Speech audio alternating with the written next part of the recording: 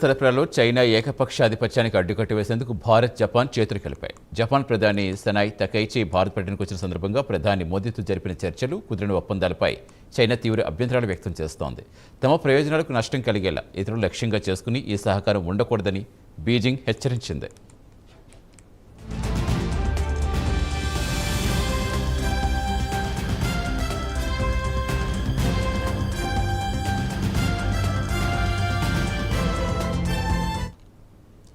ప్రపంచంలో అరుదైన ఖనిజాల సరఫరా విషయంలో చైనా పెత్తనం చేస్తోంది.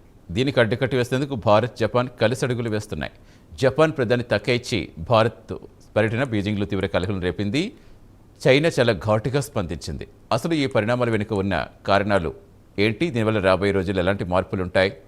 రేర్ ఎర్త్ ఖనిజాలంటే ఎలక్ట్రానిక్స్, ఆటోమొబైల్స్, రక్షణ పరికరాలతో పాటుగా ఆధునిక సాంకేతిక ఉత్పత్తులకు ఇవి చాలా అవసరం. ప్రస్తుతం ఈ ఖనిజాల తవ్వకంలో దాదాపుగా 70%, వాటి ప్రాసెసింగ్లో 90% చైనా చేతుల్లోనే ఉంది.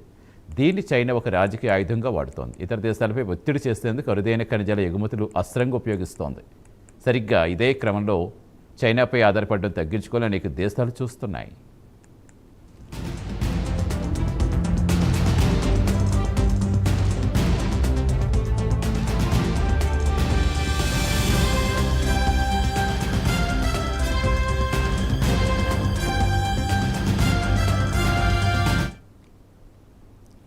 జపాన్ ప్రధాని తకైచి జూలై 1 నుంచి 3 వరకు భారత్లో పర్యటించారు. ప్రధాని మోదీతో 16వ భారత్, జపాన్ వార్షిక సదస్సులో పాల్గొన్నారు. ఈ చర్చల్లో వాణిజ్యం, పెట్టుబడులు, ఆర్థిక భద్రత, సరఫరా గొలుసు బలోపేతం, రక్షణ, సాంకేతికత, ఆవిష్కరణల వంటి అంశాలపై దృష్టి పెట్టారు. కీలక ఖనిజాల సరఫరా గొలుసులను బలోపేతం చేసుకోవడంపై భారత్, జపాన్ మధ్య ఒప్పందాలు కుదిరాయి.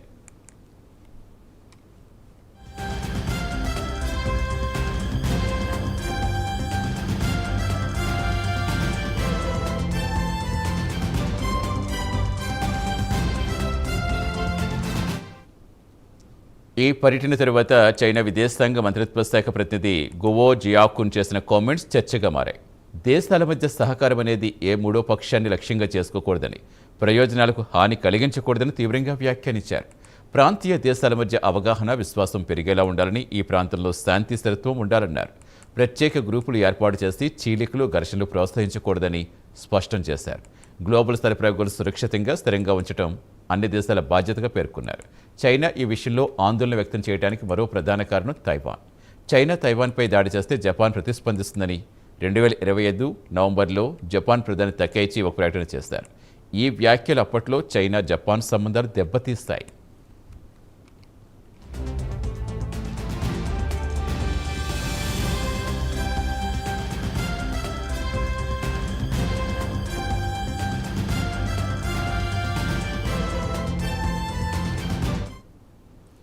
ఇక రేర్ ఎర్త్ ఖనిజాల విషయానికి వస్తే భారత్ వంటి దేశాలకి ఈ అరుదైన ఖనిజాలు చాలా కీలకం. ఎందుకంటే మనం ఎలక్ట్రిక్ వాహనాలు, మొబైల్ ఫోన్లు, రక్షణ రంగంలో అధునాతన పరికరాలు ఉత్పత్తి చేస్తున్నాం. ఈ ఖనిజాల కోసం చైనాపై ఆధారపడటం వల్ల అది మన ఆర్థిక వ్యవస్థపై ప్రభావం చూపిస్తుంది. అందుకే జపాన్తో కలిసి ఒక ప్రత్యామ్నాయ సరఫరా గొలుసు ఏర్పాటు చేసుకోవడం భారత్కు చాలా ముఖ్యం. ఇది మన భద్రతకు, ఆర్థిక స్వయం సమృద్ధికి దోహదపడుతుంది.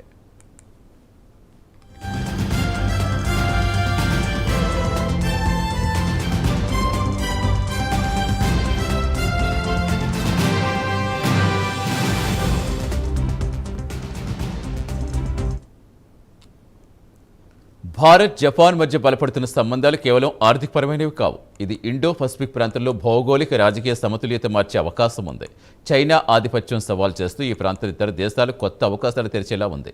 రాబోయే రోజుల్లో ఈ అరుదైన ఖనిజాల విషయంలో మరింత పోటీ, కొత్త కూటములు ఏర్పడడం ఖాయం. తూర్పు, దక్షిణ చైనా సముద్రాల్లో చైనా దుందుడుకు వైఖరి కూడా ఈ కొత్త కూటములకు కారణమవుతుంది.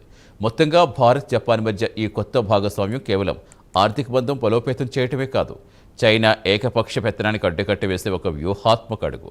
ఈ పరిణామాల భవిష్యత్తులో ప్రపంచ వాణిజ్యం, భౌగోళిక రాజకీయాలపై గణనీయమైన ప్రభావం చూపిస్తాయి.